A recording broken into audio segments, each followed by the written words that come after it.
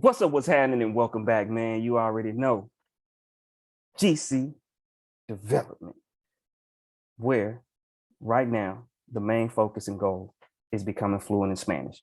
Now, if you remember in my last video, I talked about this would being a two-part video, and that, so I wanted to talk about how I'm learning my vocabulary.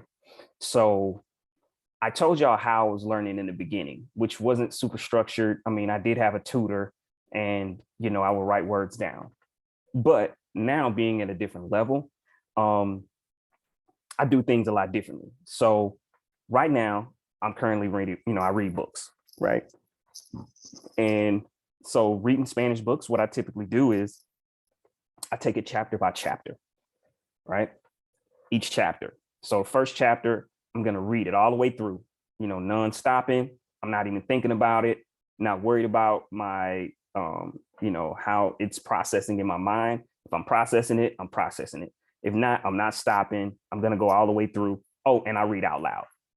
So after that, then I go back through it and I read it again, read that same chapter again. And now, if things aren't processing, I'm like, okay, this isn't processing. Or if it's a word that sticks out and I don't really understand it as I'm reading the sentence, I highlight it, right? And I keep going. I don't do anything else. I highlight the word and I keep going. So then after I reread that chapter, from there, now I go back. And all the words that I highlighted, I go and write them down. So then from there, I go to Spanish Dicts and, I write the definitions in Spanish.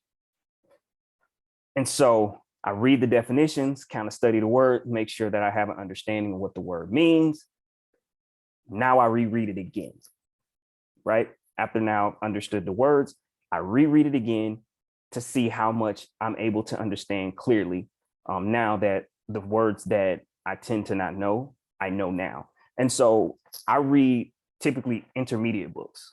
So not basics, intermediate books.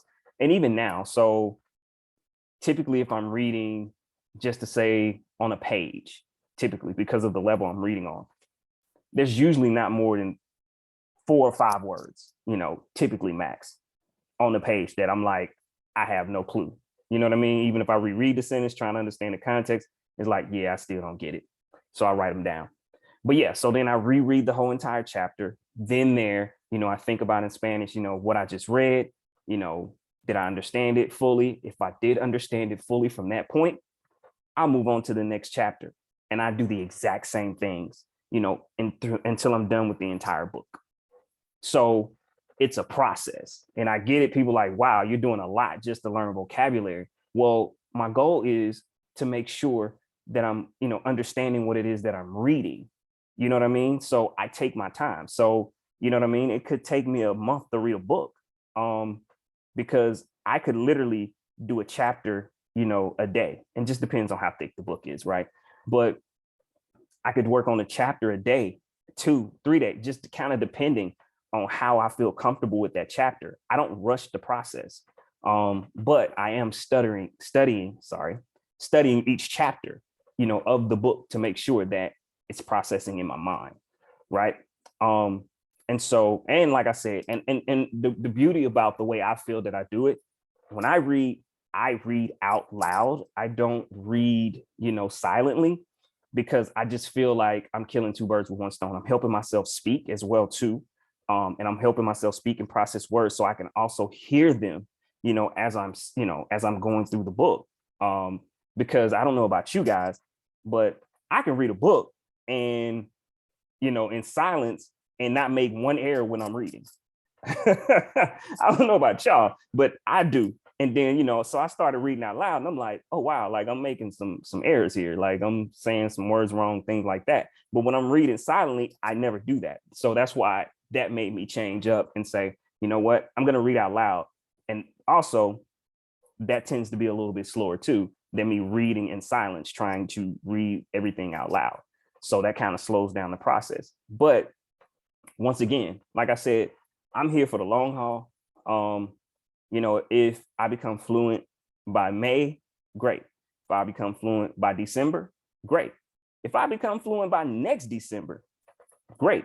Like I, I know some people tend to do, work within another language, stuff like that. That's not it for me. I'm here for the long haul. Like this is going to be a part of my life, kind of going forward. Typically when I travel, it's usually to Spanish speaking countries. My family, my wife, she's Hispanic, so she's Puerto Rican. And so, yeah, and actually, Spanish is her first language, but I mean, she's bilingual, she speaks both. And so having kids, we want to make sure that they're able to speak the language as well too. And so I just felt that this was a great opportunity. If I spoke the language, that would just kind of help them speak the language better as well too. So yeah, I hope this helped you guys. Like always, make sure to like, subscribe, and share this video. Let your people know, come join the community because we're here to help each other grow and be better in this language learning process. You feel me? All right, man, y'all take it easy. One love, peace.